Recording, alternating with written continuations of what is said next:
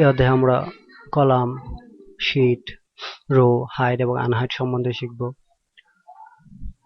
তার আগে আমরা শিখে নেব যদি আমরা শীটে কালার করি সেই কালারকে কিভাবে নরমাল করা যায়। তাই আমরা দেখেছি যে শীটকে কালার করার জন্য আমরা ট্যাব কালারে গিয়ে যে কোনো একটা কালার দিতে পারি। আর যদি আমরা ট্যাবের কালারটি চেঞ্জ করতে চাই বা প্রথমে যেভাবে ছিল সেভাবে ঠিক করতে চাই তাহলে রাইট বাটন ক্লিক করে ট্যাব কালারে গিয়ে নো কালারে ক্লিক করলে ঠিক হয়ে যাবে। এখন আমরা দেখব কিভাবে কলাম হাইড করতে হয়। আপনি যদি কোনো কলাম হাইড করতে চান তাহলে সেই কলামটি সিলেক্ট করুন। হোম মেনুর ডান দিকে থাকা ফরম্যাটে ক্লিক করুন। এখানে দেখতে পাচ্ছেন ভিজিবিলিটি, হাইড অ্যান্ড আনহাইড অপশনে আসুন।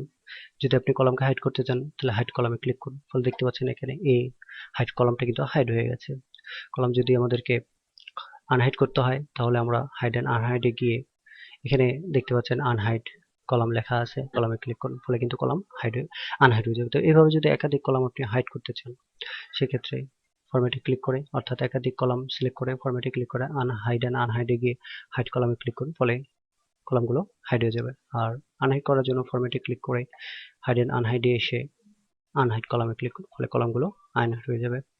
একইভাবে আমরা যদি রো হাইড করতে চাই রো সিলেক্ট করে ফরম্যাটে গিয়ে হাইড অ্যান্ড আনহাইডে ক্লিক করে হাইড রোতে ক্লিক করলে রো হাইড হয়ে যাবে। আনহাইড করার জন্য হাইড অ্যান্ড আনহাইডে এসে আনহাইডের রোতে ক্লিক করবে। এভাবে আমরা একাধিক রোকে একসাথে হাইড করতে পারি,